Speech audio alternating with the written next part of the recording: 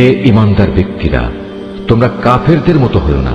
তাদের অবস্থা ছিল এমন, এ কাফেরদের কোনো ভাই বন্ধু যখন বিদেশ বিভূয়ে মারা যেত কিংবা কোনো যুদ্ধে লিপ্ত হতো, তখন এরা তাদের সম্পর্কে বলতো, এরা যদি বাইরে না গিয়ে আমাদের কাছে থাকতো তাহলে এরা কিছুতেই মরত না এবং এরা নিহতও হতো না। এভাবেই এই মানসিকতাকে আল্লাহ তাআলা তাদের মনের আক্ষেপে পরিণত করে দেন। আসলে আল্লাহই মানুষের জীবন দেন, আল্লাহই মানুষের মৃত্যু ঘটান, এবং তোমরা এ দুনিয়ায় যা করে যাচ্ছ আল্লাহ তাআলা তার সব কিছুই দেখেন। তোমরা যদি আল্লাহর পথে নিহত হও অথবা সে পথে থেকেই তোমরা মৃত্যুবরণ করো, তাহলে আল্লাহর পক্ষ থেকে যে রহমত ও ক্ষমা লাভ করবে তা হবে কাফেরদের সঞ্চিত অর্থ সামগ্রীর চাইতে অনেক বেশি উত্তম। আল্লাহর পথে যদি তোমরা জীবন বিলিয়ে দাও অথবা তাঁরই পথে তোমাদের মৃত্যু হয়, তাহলেই তোমাদের কি করার থাকবে? কারণ তোমাদের তো একদিন আল্লাহ তাআলার সমীপে এমনি একত্রিত করা হবে। এটা আল্লাহর এক অসীম দয়া যে তুমি এদের সাথে ছিলে কোমল প্রকৃতির মানুষ।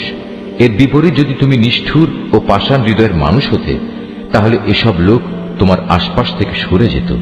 অতএব তুমি এদের অপরাধ সমূহ মাফ করে দাও, এদের জন্য আল্লাহর কাছে ক্ষমা প্রার্থনা করো এবং কাজ কর্মের ব্যাপারে এদের সাথে পরামর্শ করো। অতঃপর সে পরামর্শের ভিত্তিতে সংকল্প একবার যখন নিয়ে নেবে, তখন তার সফলতার জন্য আল্লাহর উপর ভরসা করো। আল্লাহ তাআলা তার উপর নির্ভরশীল মানুষদের ভালোবাসেন। যদি আল্লাহ তাআলা তোমাদের সাহায্য করেন, তাহলে কোনো শক্তি তোমাদের পরাজিত করতে পারবে না।